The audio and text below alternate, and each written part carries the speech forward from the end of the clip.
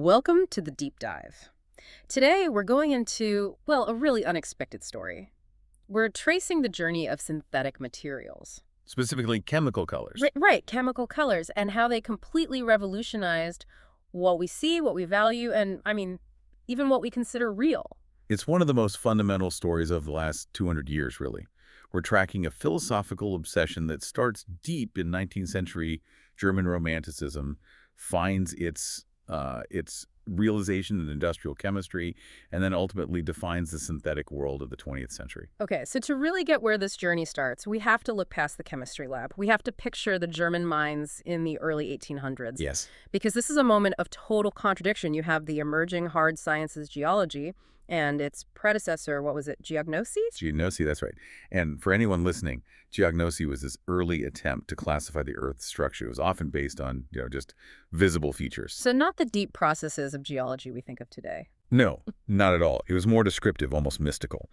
And it went hand in hand with this frantic search for sudden mineral wealth. Exactly. So you have serious scientists digging into the earth, but at the very same time, you have the Grimm brothers popularizing tales like Similiberg, Oh, yeah. where mountains just open up and reveal piles of gold and gems, all because someone says the right magic words. It's this ancient desire for hidden riches. And the philosophy of the time, you're talking figures like Novalis and Goethe, it fed directly into this. They had this beautiful, almost utopian belief. That nature and human intelligence were unified. Perfectly unified. Right. To understand nature, whether you were looking at stars or digging up minerals, was to understand yourself. So chemistry in this world wasn't just mixing things in a beaker. It was a kind of high-level philosophical reflection on the world. I think Schelling even called it sensory dynamics. He did. The idea was that the material world was alive. Yeah. That it was reacting to the intellectual energy we put into it. So the goal of our deep dive here is to trace how that idealistic romantic dream, this idea that we could penetrate the earth for knowledge and wealth, How it all transformed into the brutal industrial reality of a synthetic second nature that ended up challenging the first. And the most dramatic moment in that transformation, the point where idealism hits industry is when absolute blackness, total industrial waste was somehow conjured into the entire spectrum of color. That moment belongs to one chemist, Friedrich Ferdinand Runge. He is the essential figure here. He's the bridge between that philosophical past and the industrial future. And his breakthrough didn't come from rare metals or exotic plants. No, it came from the worthless black terry residue left over from refining coal. Coal tar waste, so literally the garbage of the industrial age. Precisely. From this black sludge, he managed to isolate and then synthesize the entire range of colors that defined the aniline dye industry. And you have to imagine the effect on people at the time. It must have seemed like magic. It was modern alchemy, conjuring color and light and life itself from absolute darkness and compaction. But this is where Runge's mind gets really interesting, because his approach was less like modern chemistry and more like conceptual art. Oh, absolutely. He didn't just synthesize compounds. He studied their inherent, almost artistic behavior.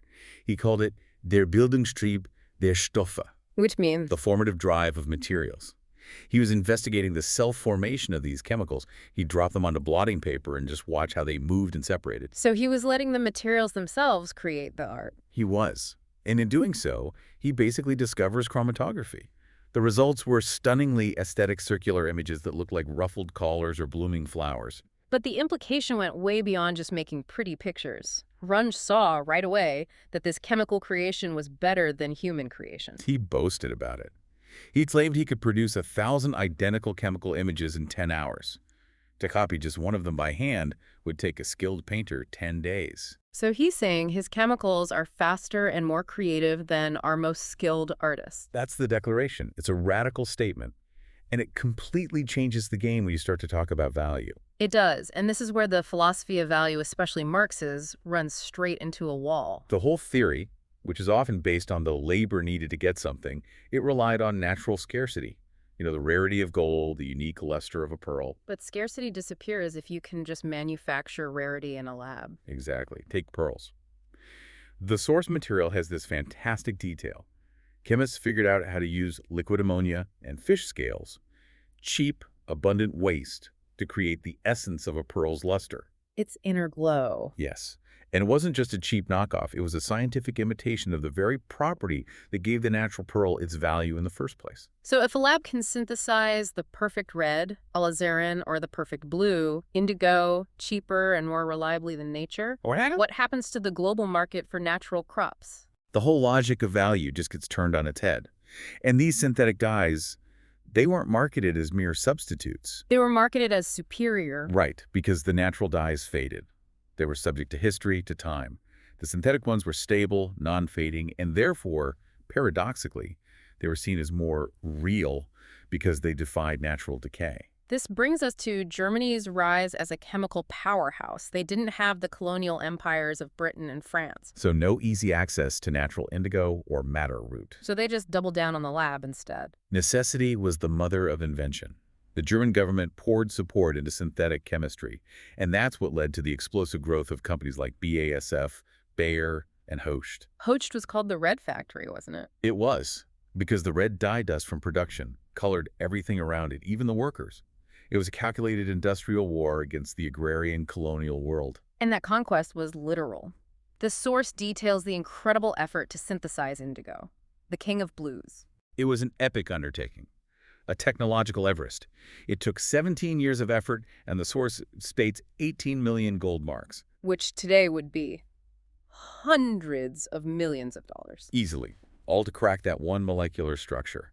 And when they finally did, in 1897, the global market for natural indigo, which sustained millions of farmers in British India. It was devastated, almost overnight. It was terrifying in its efficiency. And it fundamentally shifted the relationship between humanity and nature. The material world was now subservient to the chemical formula. And this, of course, provokes a reaction in the art world, a radical acceptance, really. You see it with groups like the Vorticists and the Futurists. They weren't interested in the gentle curves of nature anymore. They wanted the sharp, aggressive lines of the factory. They developed what was called an aesthetics of anti-nature.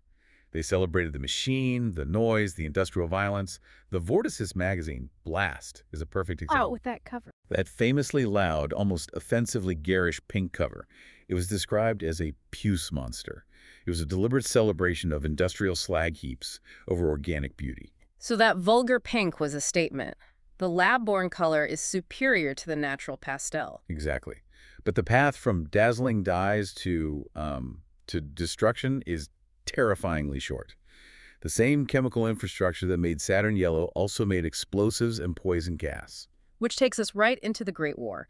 This is where mastery over the molecular world gets very dark. The writer Ernst Jünger experienced this firsthand. Jünger embraced what he called the techno-sublime of warfare.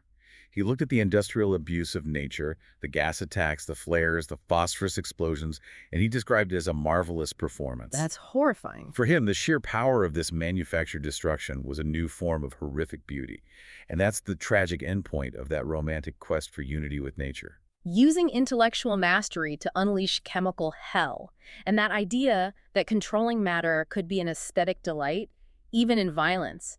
It just accelerates under what comes next, the total synthetic state. You see this deep contradiction in the Third Reich.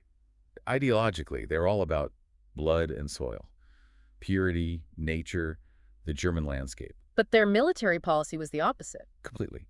They aggressively pushed for chemical independence. They needed synthetic oil, synthetic rubber to wage a war without relying on anyone else. And this is where critics like Walter Benjamin and Theodore Adorno come in.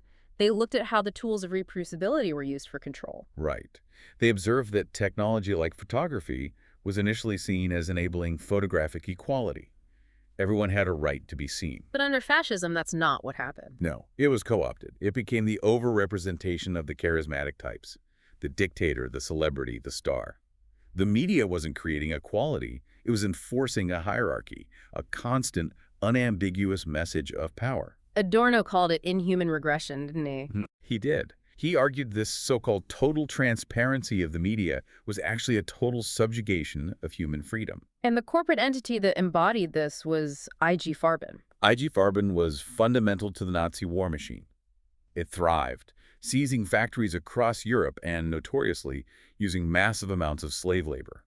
This all culminated at Monowitz, the factory complex built at Auschwitz. So the chemical mastery that made dyes and rubber was turned directly to the optimization of death. And the details are just gruesome. The source describes the practice of mining human bodies for materials, hair, gold, teeth. It's the ultimate perversion of resource management. It is. The sources even detail how the crematoria were optimized, requiring very little coke fuel, because tragically fresh corpses burn efficiently. It's industrial horror. And what about that earlier utopian dream of reaching the stars? Completely inverted. The German rocket scientists of the 1920s who dreamed of flying to the moon ended up developing the V-2 retaliatory weapon. Designed purely for the destruction of this world. And built by forced labor in horrifying underground factories like Nordhausen. The synthesis of hope became the synthesis of destruction. It's the total betrayal of that romantic ideal. So fast forward through the war. We emerge into a new aesthetic. In Europe, it's a critique of consumer society. The situationists. They looked at bureaucratic capitalism and saw a glacial wasteland. They constantly used metaphors of ice and cold. Wow. They argued that the new capitalism had chilled human beings, turning life into just survival in petrified conditions. History was frozen. Relationships were frozen. But while Europe was in this post-war chill, America was the absolute opposite. It was a riot of noise and heat. It was the explosion of day-glow fluorescent pigments. What an amazing contrast. It is. Day-glow pigments were first developed for military signaling high-visibility markers for landing strips. But they quickly became the screaming commodities of advertising and pop culture. Rocket red, Saturn yellow. The company literally boasted. Day-glow fluorescent colors are like no other colors on the planet. They're not in the rainbow. We make them like this. They weren't imitating nature. They were outdoing it, creating a third nature. It perfectly captures the aggressive confidence of post-war American consumerism. It's totally divorced from any concern with authenticity. And finally, that brings us to the most intimate and sentimental synthetic substitution possible. The creation of commemorative diamonds from the carbonized remains of a loved one. Tell us about this.